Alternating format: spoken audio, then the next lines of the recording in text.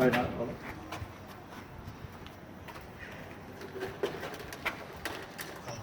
Aynen tabii.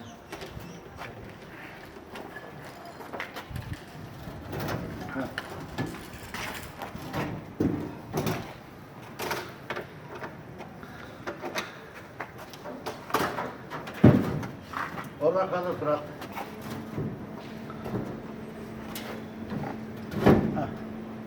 Bakalım bir şey olur.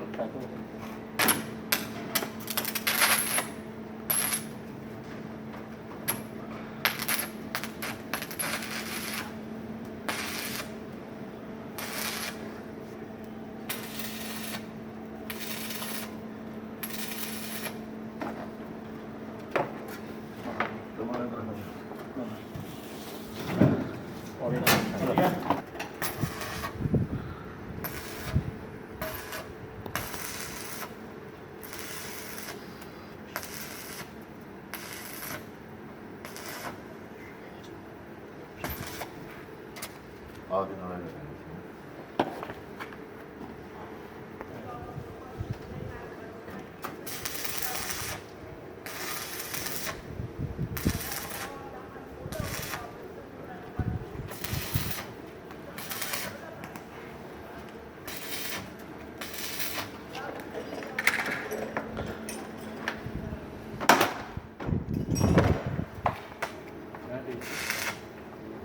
YouTube kanalımıza hoş geldiniz. Hoş bulduk. Sağ ol.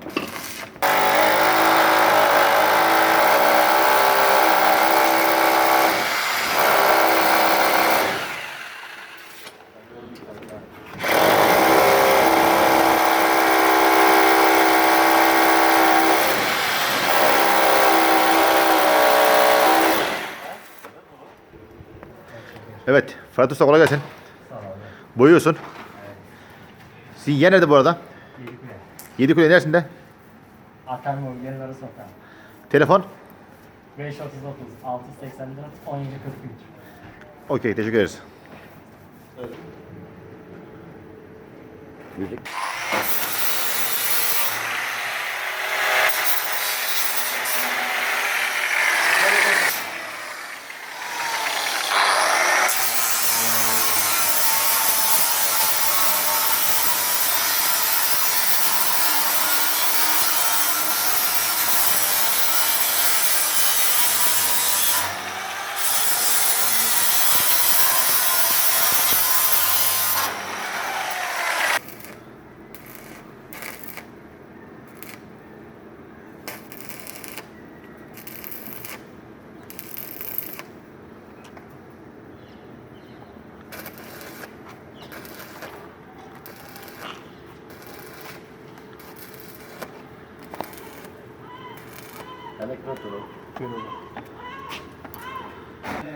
Evet abim, eline sağlık. Teşekkür ederiz.